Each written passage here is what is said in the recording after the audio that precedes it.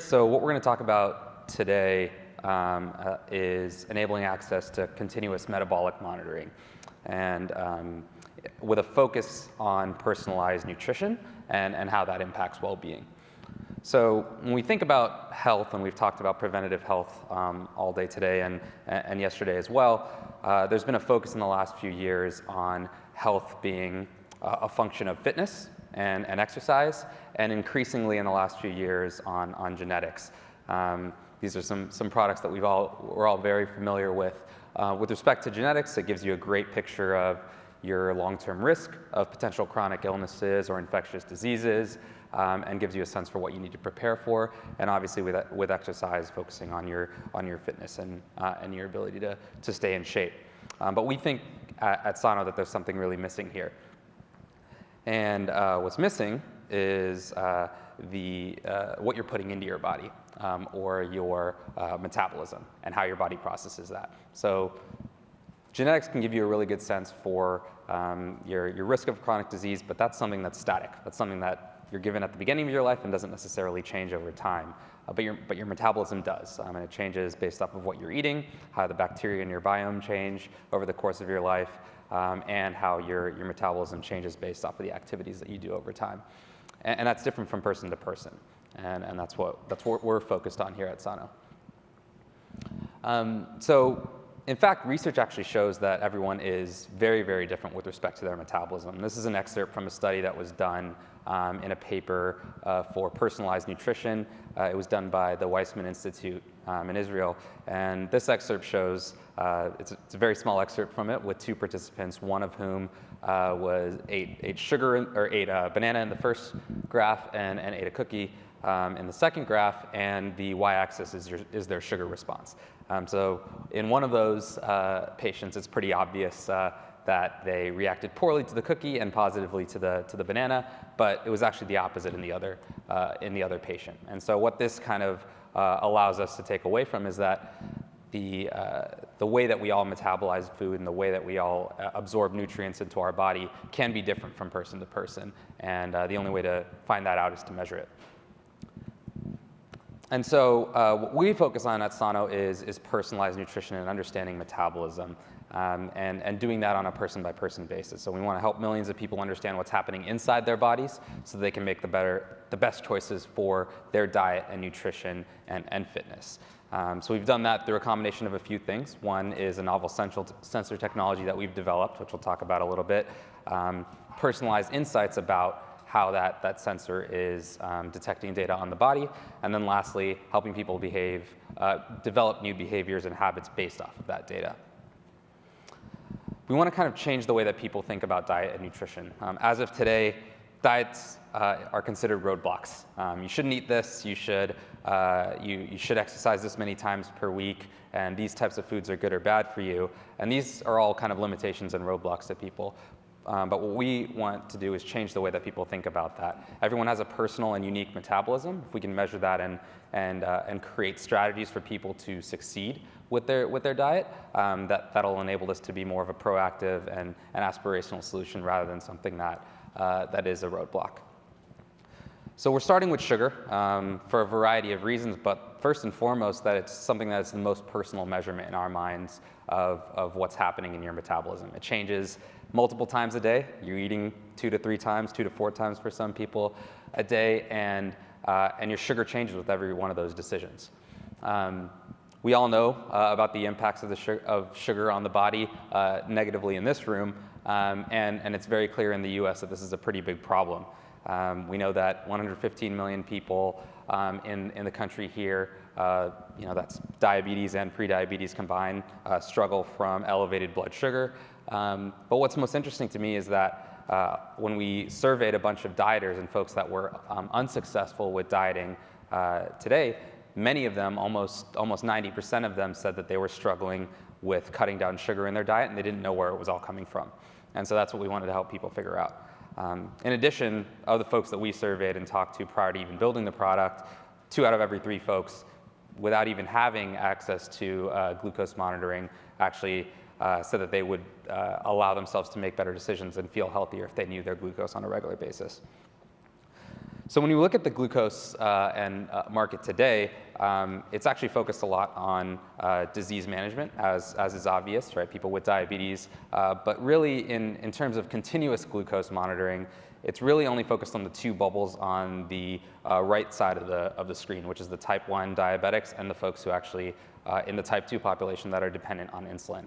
And so the technology that's used for continuous monitoring is really only available to a really small portion of the population. But we feel that the biggest problem is with those folks transitioning from people who are overweight, perhaps are pre-diabetic, and transitioning into the category of type 2 diabetes. When you think the CDC actually published a few stats on this, that a diabetic patient in Medicare costs the system about $20,000 or a little bit more than that per year, whereas someone who is not diabetic actually costs about half that. And so that transition point is actually pretty important. So that's what we're focused on. We're focused on bringing the technology that's only been available to type 1 patients, which is a really small portion of the population, to the masses. And so we know that these folks are, they don't necessarily know that they're sick. They don't necessarily know that they have an issue or a problem, other than maybe that they may be a little bit overweight in some cases, and in some cases not. And so we have to treat these folks like consumers. And so we've designed the product with that in mind. So the product, I'm wearing one on my arm here, is designed to look and feel more like a tattoo or something that is more aspirational and a person would like to use and feel empowered to use, rather than a medical device. We've designed it to be really easy to put on. It's just an adhesive patch that can go on many different locations on the body, the arm, the torso, or the back. And we've designed the software to be less focused on the actual data and your glucose concentrations, though that is available to the end user, but more so on the story of how the glucose actually affects your body and what is causing that. So focusing on the events that cause a glucose spike or a glucose drop, and what are the actions that you can take based off of those events. And we've even designed the out-of-box experience, the chart from the charger to the instructions to what happens on the app itself, to be something that people will feel proud to have in their homes, rather than something they'd want to throw in a drawer or put away. So the device itself works pretty simply. We have a chemical sensor technology that's on the bottom of the patch, which we'll talk about a little bit more, that senses changes in your glucose levels on a regular basis. It sends that data wirelessly to your paired smartphone, and that data gets sent to the cloud, where it's processed and turned into a glucose concentration data, and then it's made up in our app alongside some analytics and suggestions for how to improve your diet. And we validated this technology with clinical studies. A lot of questions have come up over the past year or so with respect to blood diagnostics, and I'm sure everyone knows what company I'm talking about here. And we've wanted to take the approach of validating our technology before we bring it to market. And so this is an excerpt from our clinical trial that we just run a few months ago, where we compared our device to blood measurements as well as the continuous glucose monitoring implantable technologies that are out there. The way we do this is through a very minimally invasive technology. It kind of looks and feels like a sandpaper or Velcro when you put it on the skin. So these are very minimally invasive microstructures that are placed on the body, and they are chemical sensors that we apply enzymes or receptors to in order to functionalize them to sense different molecules.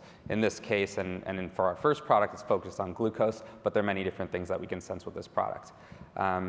One thing that we've also done is we've taken into account that this is going to be a consumer product and it has to be very low cost. So we've built these structures and this technology on silicon. So we make them at the wafer scale. We make thousands of them at any given time. So these cost on the order of cents rather than dollars or tens of dollars like they do in the clinical world.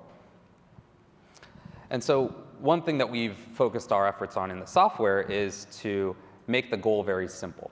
We know through a bunch of research that's been done over the last 50 years that stable glucose can affect health in many different ways positively, whether that's lowering the insulin resistance that someone has over time, whether that lowers inflammation for people who have other disease states that inflammation can cause problems with, but simply it also lowers the overall risk of certain chronic diseases and lowers folks' A1C hemoglobin A1C measurements over time. And so we've created a very simple metric similar to Fitbit's 10,000 steps a day. We actually just calculate how much time people spend in an ideal target zone for their metabolic condition. And that's slightly different for someone who has diabetes, or someone who has pre-diabetes, or someone who is an elite athlete whose range might be different. And so that's the metric that we've come up with, and we track it in real time. And the software and the visualizations that we show on the app are based on an age-old concept that we all know about, which is a feedback loop. The thing that you need for a feedback loop is a personalized measurement, though. Just like we have, on the local roads here, a speedometer measurement, and then compared directly to the suggested speed limit, it's measuring your personal speed at any given time and then giving you a suggested outcome. We need that for our bodies as well. We know what's healthy in some regards with respect to fasting blood sugar, but we don't necessarily know what's happening during the times that we're eating and during the times that we're actually ingesting food. And so we're giving people the ability to look at that in real time. And so we do that on 3 scales. 1, in real time, you eat a meal, what happens right after that, and what's the immediate impact on your body. In the medium term, over the course of the day, so you can say, well, my lunches tend to be more heavy than my dinners or my breakfasts, or certain days of the week happen to be more difficult for me than others because I have less time to prepare my food, and then be able to plan for the future. And then over the course of the long term, understanding what the impacts of those changes are and how to develop habits that are working really well for your particular metabolism. And so our product roadmap is starting with a wellness product in 2017, which is focused on glucose, like I said, and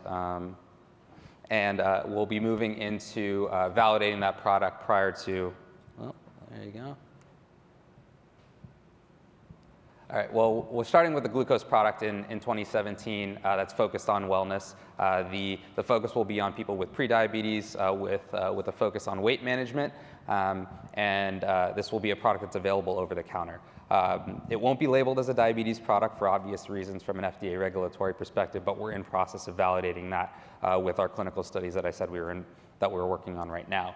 In 2018, we'll be releasing a product that's clinically validated for use with diabetic patients, and then in the years to come, we'll be focusing on expanding our sensor technology for other analytes and chemicals that we can measure with this technology. The sensor platform that we've created, only a few parts of the manufacturing process are actually focused on making this and functionalizing this as a glucose sensor, so we actually have the ability to do many things on the same platform, and that's what we'll be doing in the future.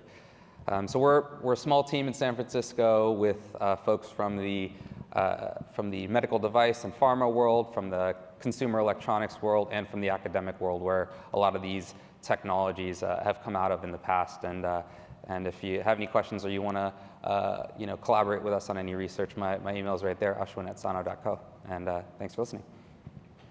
Thank you, Ashwin. We have time for a few questions, and I just have to jump in myself and say, don't you think all of us should be permanently glucose monitoring? I mean, I'm a bit shocked you're not saying that, and I'm wondering if I'm the crazy one. Well, absolutely. I think it's important to understand the use case for the product, and everyone has a slightly different one. So the obvious use cases are the ones that I talked about, but other ones that we've discovered throughout the process are things that are very simple. Like, we all feel a little bit lethargic and after lunch, and why is that? Or sometimes we feel a little irritated and hangry over the course of time, and why is that? There are many use cases for it, and I think that anyone can find one, but the most important is finding the real ways to actually change behavior and change outcomes using a technology, and that's what we're starting with. Would it not be exciting if we could all reduce blood sugar fluctuations, and you'd see chronic disease reduce as a result within the population? In other words, if healthy people could have insight into your glucose permanently, then we would hopefully choose foods and times of eating which didn't cause such variations. I mean, it's the variations which do us damage. Right, and that's why we've kind of created that metric of stability, right? Maintaining the maximal time in the stable glucose zone is what enables us to reduce inflammation. It's what enables us to have a lower hemoglobin A1C over time and ultimately a lower risk of chronic illness. I mean, if I had one, I've got a few, but one of my top choices, if I was to have something permanently embedded, it would be to permanently see blood sugar variations. Well, then we got the product for you. Okay, post it to me. I mean, I want to live longer and I want to live with less chance of disease, and that's an immediate way of heading in that direction. So we have time for a few questions. Heidi at the front here. Oh, sorry, Martin.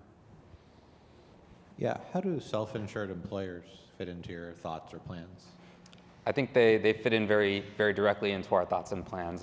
There's a very clear movement for self-insured employers to think about pre-diabetes as a target population and understanding how to reduce the risk of those patients of transitioning to diabetics. We've seen that with the diabetes prevention program.